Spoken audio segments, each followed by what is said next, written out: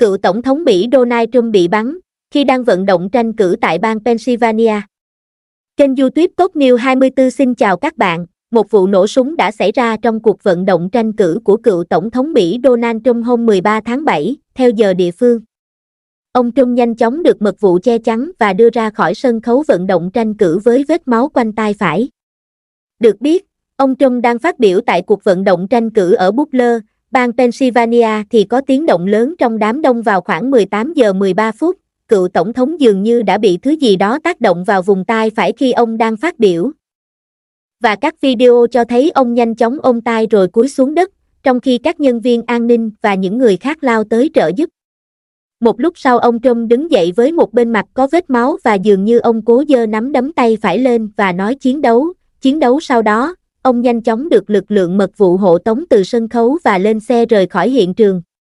Đội ngũ của ông Trump và mật vụ Mỹ xác nhận ông đã ổn và đang được kiểm tra tại cơ sở y tế địa phương.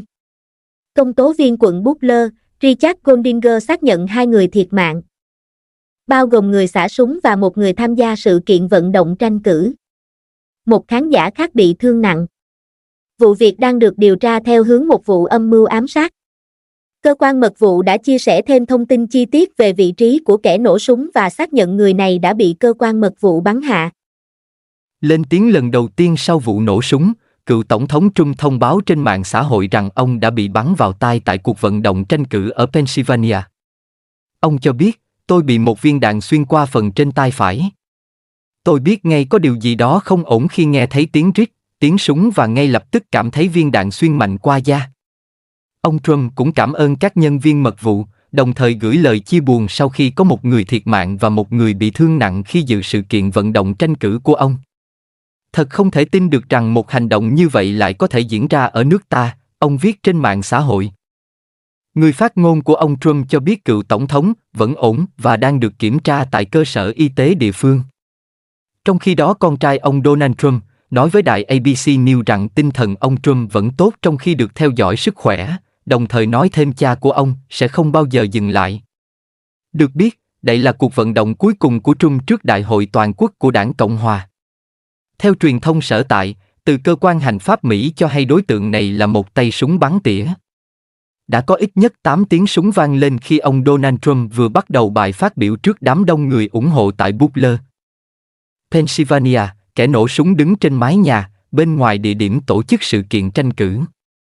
Theo ông Richard Goldinger, công tố viên quận Butler, nơi xảy ra vụ nổ súng nói, đối tượng đứng cách nơi tổ chức sự kiện vài trăm mét.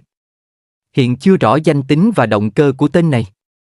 Ngoài ra, cũng chưa biết rõ có bao nhiêu người có mặt tại sự kiện tranh cử của ông Trump khi vụ nổ súng diễn ra. FBI cho hay, cơ quan này đang phối hợp với mật vụ Mỹ để điều tra vụ việc. Ngay sau khi cựu Tổng thống Donald Trump rời khỏi cuộc vận động tranh cử tại thành phố Butler, bang Pennsylvania hôm 13 tháng 7 vì vụ nổ súng, các quan chức Mỹ và trên khắp thế giới lên án mạnh mẽ kẻ tấn công. Tổng thống đương nhiệm Joe Biden nói, tôi được thông báo ngắn gọn về vụ nổ súng tại cuộc vận động tranh cử của ông Donald Trump ở Pennsylvania. Tôi rất biết ơn vì ông ấy đã an toàn. Tôi cầu nguyện cho ông ấy và cả gia đình ông ấy cũng như những người có mặt tại cuộc vận động tranh cử. Jill và tôi rất biết ơn sở mật vụ đã đưa ông đến nơi an toàn. Bạo lực không thể được hiện diện ở Mỹ.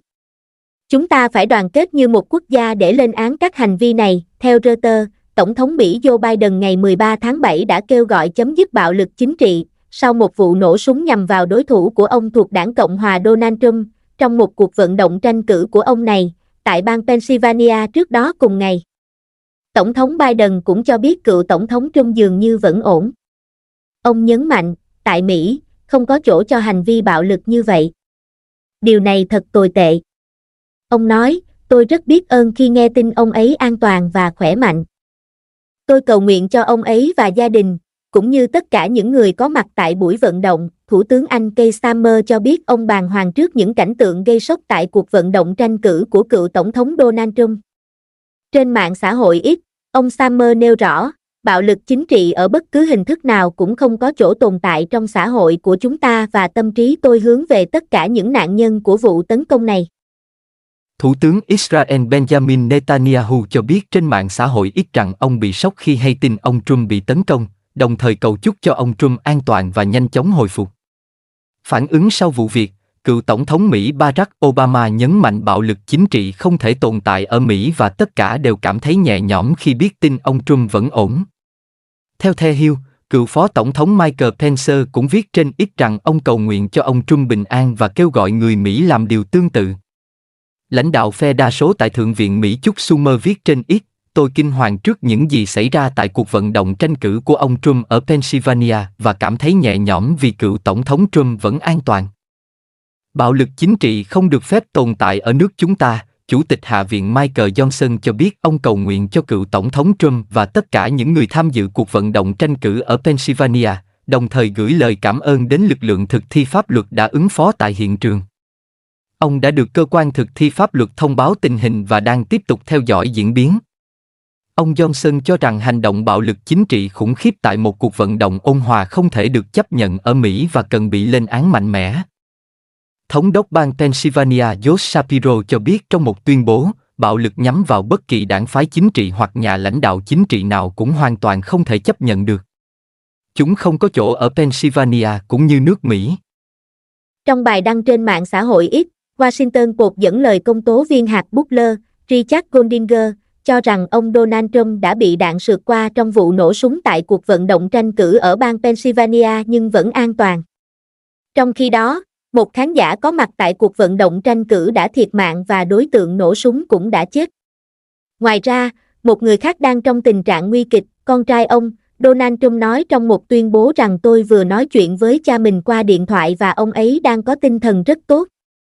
Bố tôi sẽ không bao giờ ngừng chiến đấu để cứu nước Mỹ. Ông cho biết, Ivanka, con gái ông Trump, cũng đưa ra một tuyên bố trên mạng xã hội X, cảm ơn cơ quan thực thi pháp luật vì phản ứng nhanh chóng của họ. Tôi biết ơn Sở Mật vụ và tất cả các nhân viên thực thi pháp luật khác vì những hành động nhanh chóng và quyết đoán của họ ngày hôm nay. Tôi tiếp tục cầu nguyện cho đất nước của chúng ta, Ivanka viết. Con yêu bố, hôm nay và mãi mãi. Hiện tại FBI đang phối hợp với Sở Mật vụ Mỹ triển khai các biện pháp an ninh và điều tra làm rõ sự việc. Giới chức Mỹ cho biết, Cục Điều tra Liên bang Mỹ, FBI, đang điều tra một âm mưu ám sát nhằm vào cựu Tổng thống Mỹ Donald Trump trong cuộc vận động tranh cử của ông tại bang Pennsylvania, ngày 13 tháng 7. Ông Kevin Rogers, đặc vụ phụ trách văn phòng FBI tại thành phố Pittsburgh, bang Pennsylvania, cho biết không tồn tại mối đe dọa nào sau vụ nổ súng trong cuộc vận động tranh cử nêu trên. Trong cuộc họp báo diễn ra tại Butler, bang Pennsylvania, gần hiện trường vụ nổ súng, cảnh sát Pennsylvania xác nhận nghi phạm là nam giới và người này đã chết. Cục Điều tra Liên bang Mỹ, FBI, xác nhận nghi phạm trong vụ nổ súng nhằm vào cựu Tổng thống Donald Trump là Thomas Matthew Cruz, 20 tuổi. Đối tượng sống ở Bethel Park, bang Pennsylvania. Nghi phạm đã nổ súng nhằm vào ông Trump khi ông đang tham gia sự kiện vận động tranh cử tại bang Pennsylvania. Theo báo New York Post, đối tượng đã bắn vài phát súng, trong đó có một viên sượt qua tai của ông Trump. Hiện tại, ưu tiên của lực lượng điều tra là xác định động cơ của vụ nổ súng và tìm ra những người dính líu đến vụ việc, nếu có. Cảm ơn các bạn đã dành thời gian lắng nghe bản tin thời sự của kênh Top News 24. Xin chào và hẹn gặp lại.